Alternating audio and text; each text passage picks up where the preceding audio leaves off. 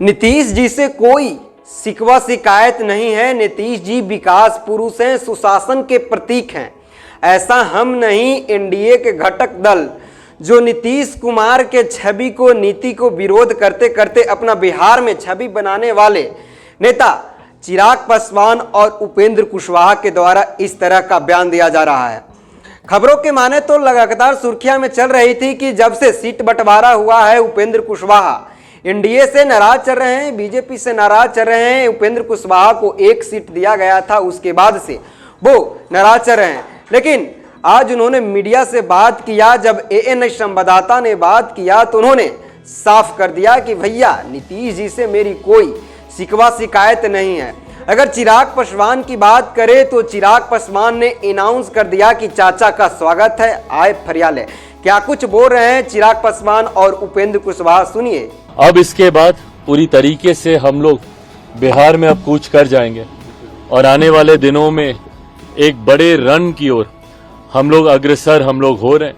लक्ष्य हम सबका है 400 से ज्यादा सीटें जीतने का। प्रधानमंत्री आदरणीय नरेंद्र मोदी जी के इस लक्ष्य को गठबंधन के तहत हम तमाम साथी मिलकर हम लोग जीतेंगे, ये विश्वास है। उम्मीदवारों की सूची, प्रत्याशियों के नाम पर चर्चा चल रही है। कुछ नामों का सुझाव बिहार संसदीय बोर्ड के द्वारा आया है, उस पर भी आज चर्चा हुई है। पर मुझे लगता है अगले 2 से 4 दिन में तमाम नामों पर सहमति बन जाएगी। 5 सीटों के प्रत्याशियों के नामों पर सहमति बन जाएगी और 4 से 5 दिन के भीतर उसकी घोषणा भी कर दी जाएगी। हाजीपुर लड़ रहे हैं, आप हाजीपुर से चुनाव लड़ रहे हैं, हाजीपुर के लिए ये एक सहमति जरूर हुई है और आज भी केंद्रीय संसदीय बोर्ड में भी इस बात को लेकर औपचारिक मुहर लगा दी गई है। इतना अब तय है कि हाजीपुर, जो मेरे नेता, मेरे पिता आदरणीय रामविलास पासवान जी की कर्मभूमि रही है, वहां से एनडीए के प्रत्याशी के रूप में लोक जनशक्ति पार्टी रामविलास के उम्मीदवार मैं खुद स्वयं होऊंगा।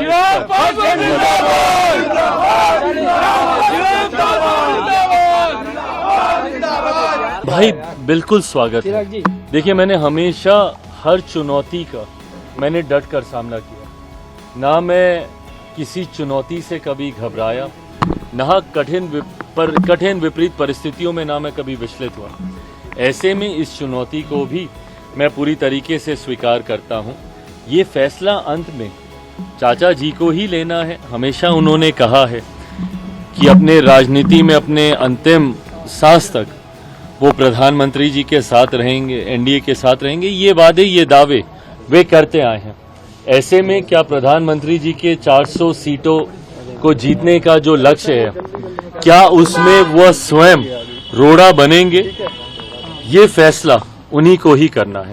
पर हर चुनौती के लिए मैं तैयार हूं, इसमें मुझे कहीं कोई कठिनाई नहीं। भाई, मैंने बार बार कहा है कि मेरे लिए अब ये सिर्फ राजनीतिक विषय नहीं, मेरे लिए ये पारिवारिक विषय भी है।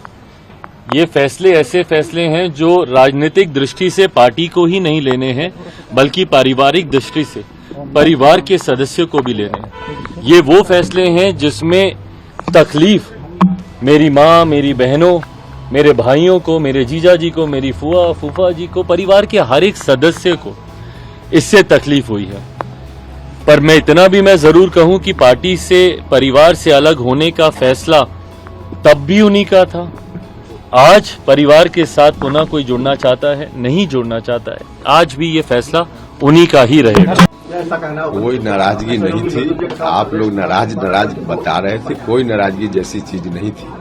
वार्ता चल रही थी। वार्ता के क्रम में सब लोगों को मालूम है कि किसी भी गठबंधन में हर पार्टी चाहती है कि हमारा हिस्सा ज्यादा हो। तो गठबंधन में वार्ता के क्रम में यह बात रहती है, लेकिन सब बातचीत के बाद जो चीज तय हो गई वह सामूहिक निर्णय है, सभी पार्टियों का निर्णय है।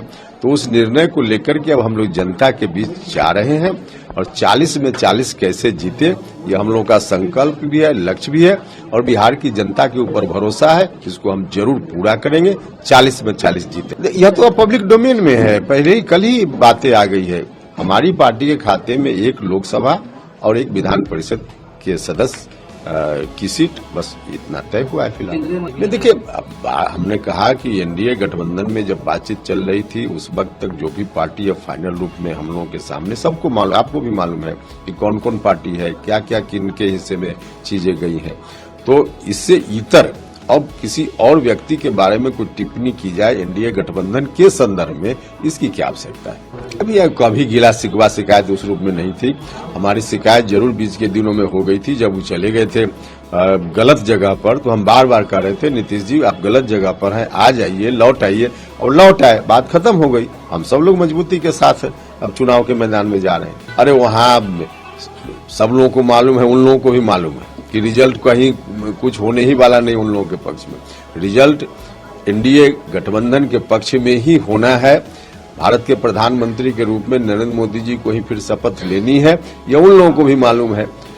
लेकिन स्वार्थी लोग हैं, आपस में मिले हुए हैं, तो स्वार्थी लोग आपस में मिलेंगे तो यही स्थिति रहेगी, सिर्फ फुटबॉल की स्थिति जो अभी है और अभी ही नहीं है, देखिएगा अंतिम क्षण तक यही स्थिति रहेगी। तो आपने सुना होगा जब एएनआई संवाददाता ने बात किया तो चिराग पासवान अभी दिल्ली में है और दिल्ली से ही चाचा को चुनौती दे रहे हैं।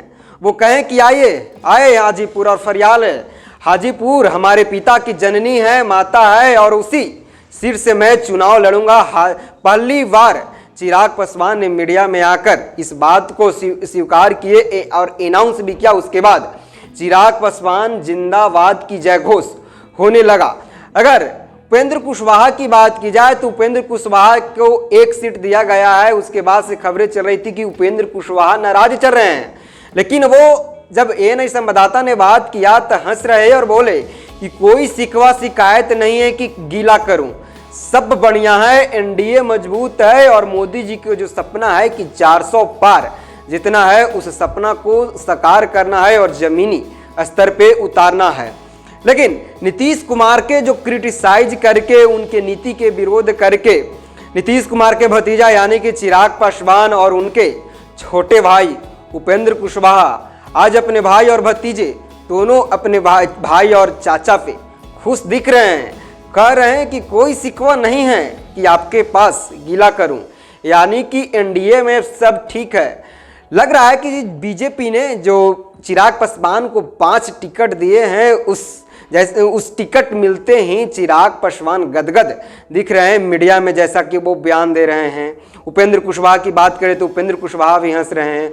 अब खबरें ये भी चल रही है, सूत्रों से पता चला है कि उपेंद्र कुशवाहा को विधान परिषद में उनको हिस्सेदारी मिलने वाली है।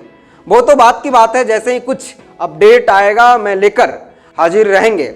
लेकिन आप पे मैं एक सवाल छोड़ता हूं। सवाल यह है कि क्या हाजीपुर में अपने चाचा को चुनौती दे पाएंगे चिराग पासवान, क्योंकि कहा जा रहा है कि अब इंडिया अलायंस से हाजीपुर से पशुपति कुमार पारस को उतारा जाएगा। तो इस सवाल को मैं आप पे छोड़ता हूं, आप हमें कमेंट करके जरूर बताइएगा। धन्यवाद।